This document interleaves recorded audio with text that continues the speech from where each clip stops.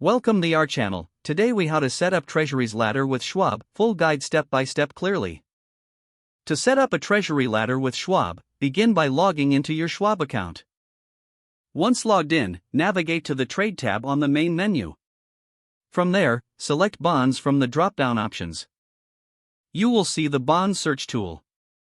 Here, select U.S. Treasury Bonds. Next, choose the maturity dates you want to include in your ladder.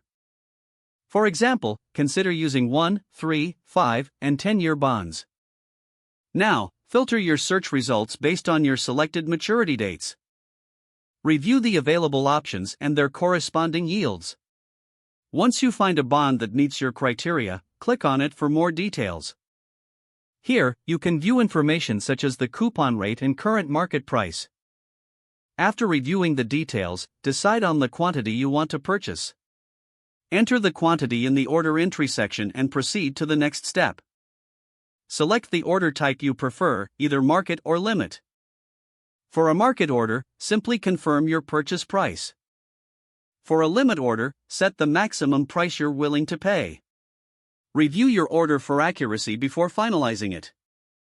Once confirmed, your order will be submitted for processing. After placing your initial purchase, repeat the process for each maturity date in your ladder. Keep track of your investments in your Schwab account. Regularly review your treasury ladder to assess performance and make adjustments as needed. Consider reinvesting proceeds from maturing bonds back into your ladder. Stay informed about market conditions that could affect yields. Continue to educate yourself on treasury bonds and investment strategies. If the page does not load, refresh the browser or try again in a private or incognito window.